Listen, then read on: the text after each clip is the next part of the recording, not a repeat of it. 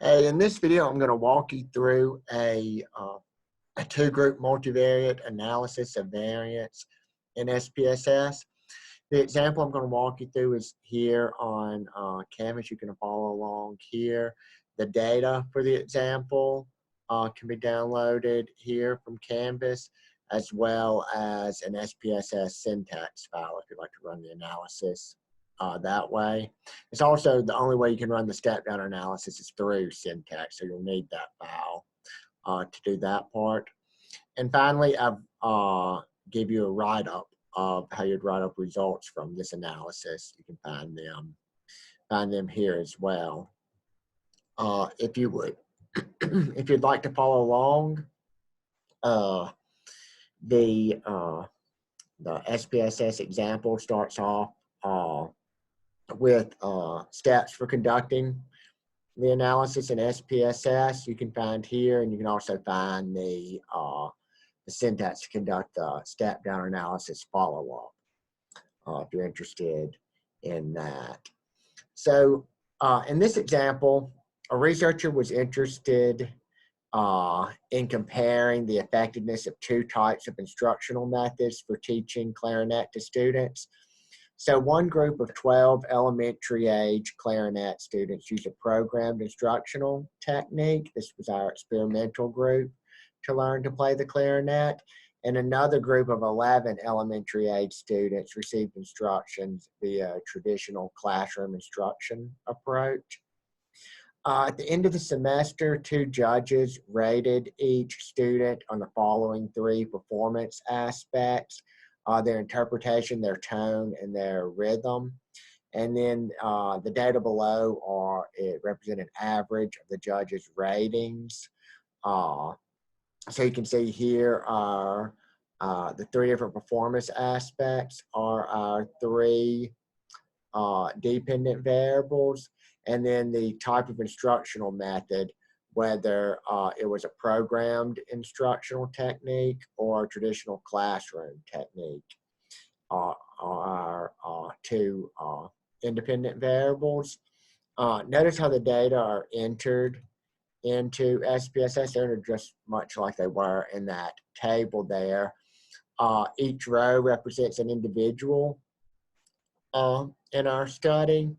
And so individual one was in the experimental group, and these were the average of the judges' ratings for their interpretation, tone, and rhythm. So to run this analysis in SPSS, we got to analyze general linear model multivariate, because we're doing a multivariate analysis of variance. We put our three dependent variables over into the dependent variable box, and our independent variable over here into the fixed factors box. If we had more than one independent variable, we could add it here. If we want to do a multivariate analysis of covariance, and we have a covariate, we'd enter the covariate here. You can use plots if you wanted to get specific plots of your graphs of your results. We can click on EM means and get our estimated marginal means for both of our for our independent variable and both overall. If our independent variable has more than two groups, we could request post hoc test. But in this case, we only have two groups. We don't need post hoc test. We'll click on options. We'll get some descriptive statistics, estimates of effect size, and homogeneity test. We'll click OK. And then run the analysis. If you want to follow along in my notes here, the annotated output, I've tried to annotate all of the results so you kind of know what's going on. One of the things I didn't run earlier was one thing you might want to start out the analysis with before you even run your Manova is maybe assessing the correlations between the dependent variables just as a sort of a preliminary step. We can do that, just analyze, correlate, bivariate. And we can see the correlation. So it looks like all three of our dependent variables are pretty highly correlated. Typically in Manova, you know, we want our variables to be moderately sort of related. I think Manova works best with moderately correlated dependent variables. These are around 0.5, 0.6, something like that. Ours is probably a little bit on the high side. Kind of the downside of using very highly correlated dependent variables, maybe they're measuring the same thing. Ours are probably okay. 0.8 is probably getting on up there, but we're going to continue with the analysis anyways. I already ran the analysis earlier, so I'm just going to scroll up here to look at it. First, we get, you know, just the number of subjects in each group. 12 were in the experimental group, 11 were in the control group. Just descriptive statistics for each of our dependent variables by different levels of our independent variable, what type of instructional group they were in. This is Box's test of, this is basically our test of the homogeneity of variance, covariance matrices. So the Manova makes the assumption that the variances and covariances among the dependent variables are equal across groups. And so that's what we're testing here, sort of like the homogeneity of variance test in ANOVA, just being extended to sort of the multivariate sense. And this is a no on the test. We want to fail to reject the null hypothesis. That indicates that we have evidence in this sample to suggest that the population variances and covariances are equal. In our case, it's not particularly problematic because we have approximately equal sample sizes in each group. We got 12 and 11 within each group, within each dependent variable. So typically when that happens, then violations of this assumption really aren't very serious. If we had drastically different sample sizes in each group and we violated this assumption, we might want to look for either another statistical test or, you know, like an alternative to Manova, or we might want to make an adjustment to our alpha levels to take into account this violation.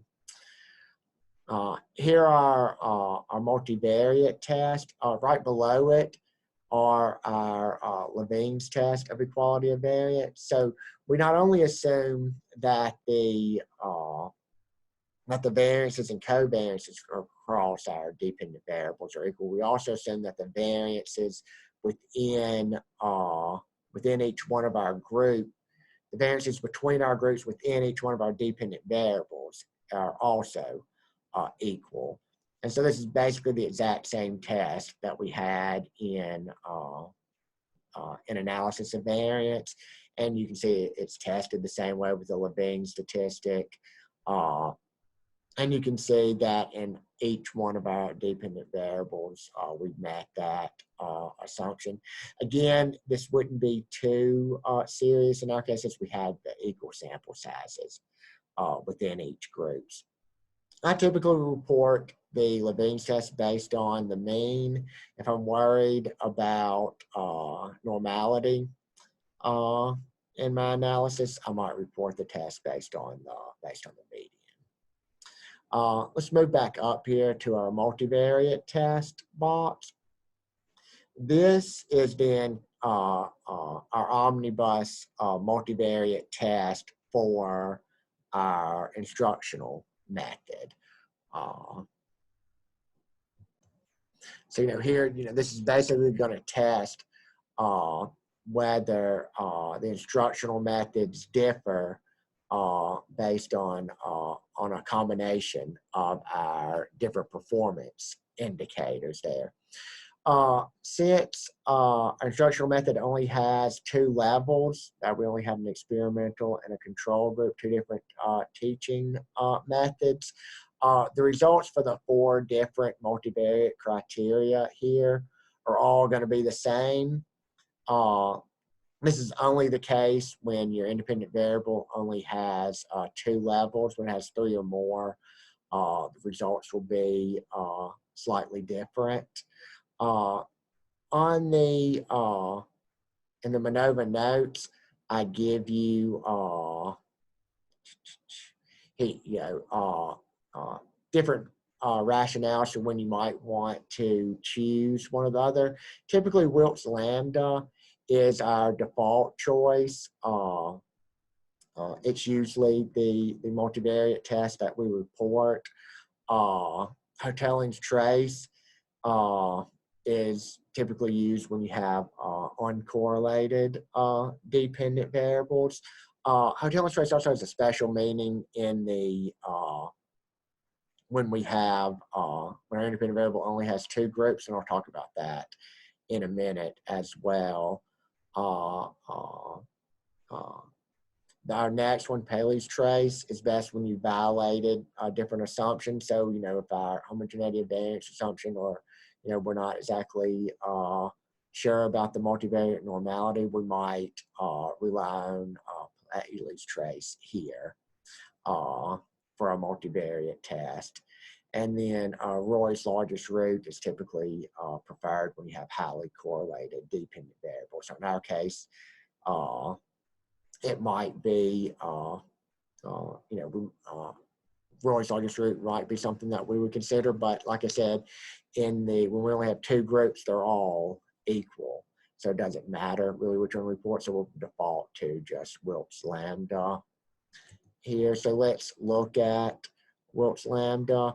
You can see the F-tests are all the same. In this case, we only have 2 groups. The p-values are all the same. So this indicates that the 2 instructional methods differ on some combination of our performance indicators of our dependent variables. We also get a measure of an effect size here for this group. Group differences in the instructional methods is explaining around 43% of the variation in our linear combination performance indicators. I'm going to go back to my handout here because I just want to point out an additional effect size that you can calculate when your independent variable has 2 groups. You can calculate basically an extension of Cohen's d from the univariate case. The extension to the multivariate case is called Mahalanobis' distance, or d squared.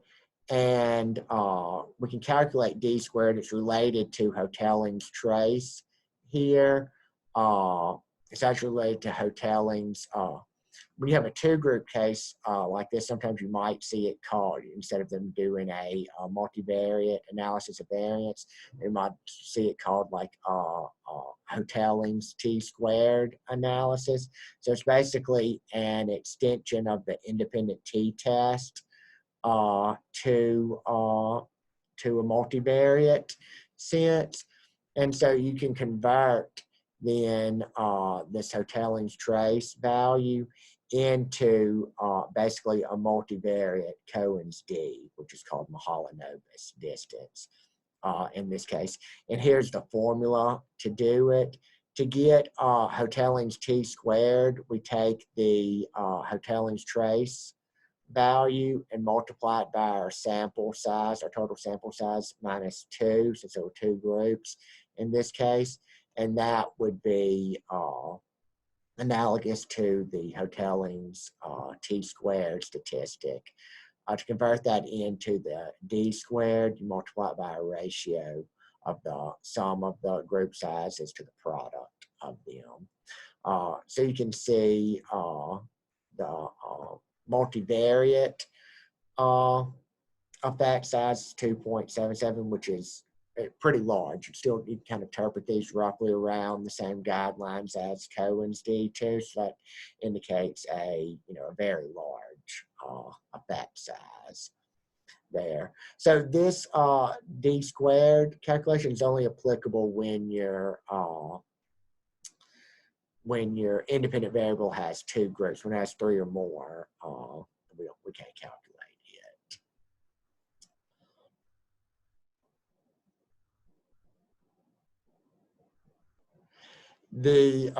This test of between subject effects table is where we have our follow-up univariate ANOVA. So by default, SPSS will automatically give you the univariate ANOVA follow-ups without you having to ask for them. So we could look here, so we can see here's basically just a univariate ANOVA for interpretation, one for tone and one for rhythm, looking for differences across our the two different instructional methods.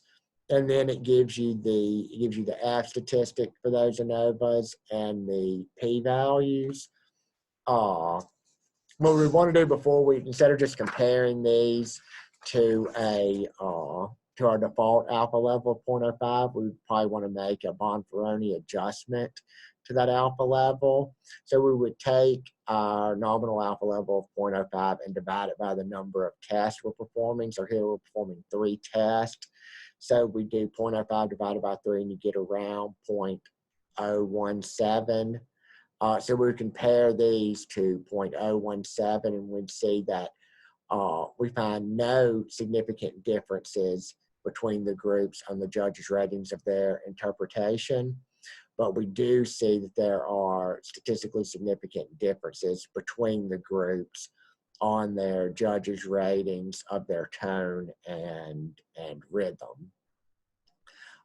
We also get an estimate of effect size for each one of these analyses. And then we can also, we also get another analysis, another effect size measure here too with the R squareds from each one of these models, which is interpreted in a similar manner as the partial eta squared is too. We can also, I'm going to go back to my document here because this is where I typed in all of the formulas. We can also calculate a Cohen's D effect size as well for each one of the pairwise comparisons. So we could take the mean differences here that are reported in our marginal means. So we could take 3.55 minus 2.318 and divide it by the square root of the mean square error term from that univariate ANOVA. And we could get our univariate Cohen's D value. And that's what I did here for you. So you have 2 additional measures of effect size for these, partial eta squared and Cohen's D for each one of these, since there are pairwise differences. One thing to note here is you may encounter a situation where the multivariate test is significant, but none of these univariate follow-up tests. These are all non-statistically significant. And while that's unfortunate and seems kind of counterintuitive, it's basically because the 2 tests are looking at different things. they're making use of different kinds of information. The multivariate test is taking into account the correlation among the outcomes, and the univariate test ignores it. The multivariate test is considering differences across the dependent variables jointly, where the univariate tests are measuring, looking at differences across the independent variable separately for each dependent variable. So sometimes it means that some more complex relationship is happening besides just a univariate separate analysis here. So it was just sort of a warning that could occur. Another follow-up we could do would be what's called a step-down analysis. To perform the step-down analysis, you need to use SPSS syntax. So if you open open the syntax file,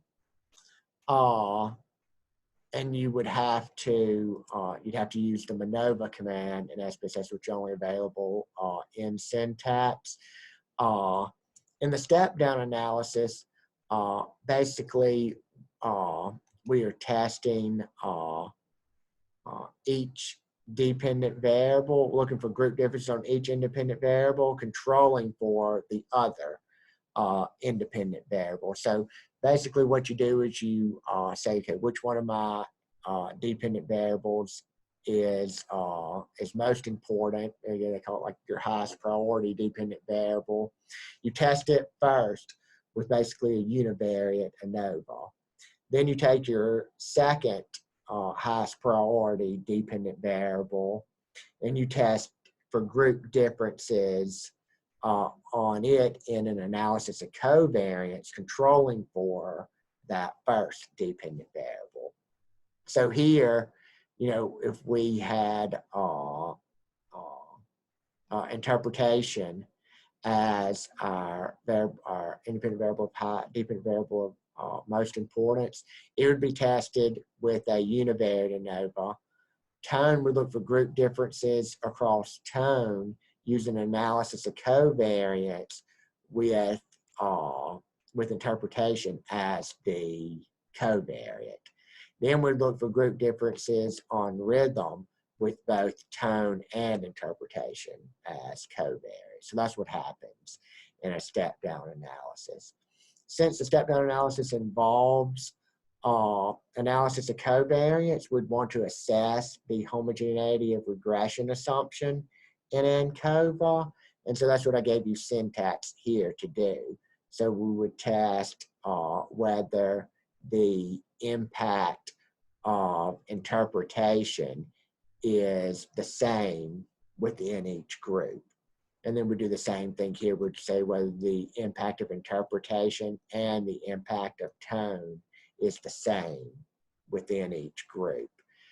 So basically, we're looking for an interaction effect between interpretation and group, and then an interaction effect between tone and group and interpretation and group.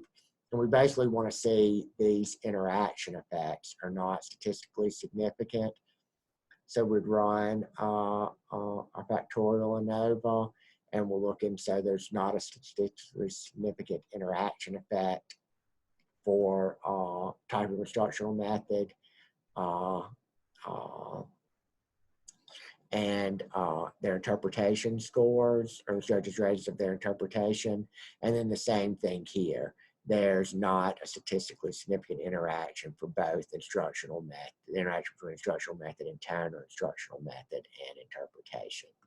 So that means that we are okay to run basically the step-down analysis. And then in the step-down analysis, you put your variables, enter them in the order that you want them displayed by.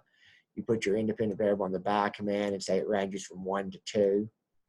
And then the rest of it you leave the same. You'd put your list your independent variable here on the design tab.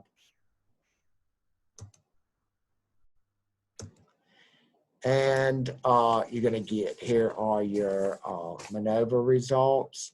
This is the same multivariate test that we had before, same value, same 4 criteria. These are the same univariate F test that were printed above. And here is our step-down analysis F test. Remember the first step, we look at our highest priority dependent variable, and basically in a univariate ANOVA, notice the, whoops, let me just highlight it. Notice tone here, the F statistic, and the p-value is the exact same as in the univariate case, because that's still, in our highest priority dependent variable is still tested with a just a univariate ANOVA. Now then, tone is then tested with an analysis of covariance with with interpretation as a covariate, and you can see that it is still statistically significant. So that indicates that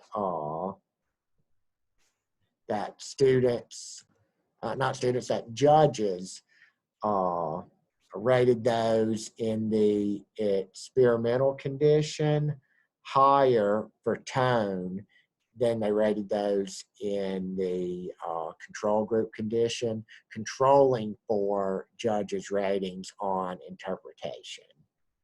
And I know that it was, the experimental group was higher because we could look at the means for each group here.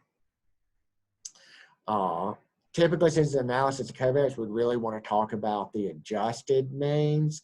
And so you'd basically have to run that analysis of covariance and SPSS to get those adjusted means out of there. So that's our quick run through of multivariate analysis of variance in SPSS. Please read through the handout that I've provided, and let me know if you have any questions. Thank you.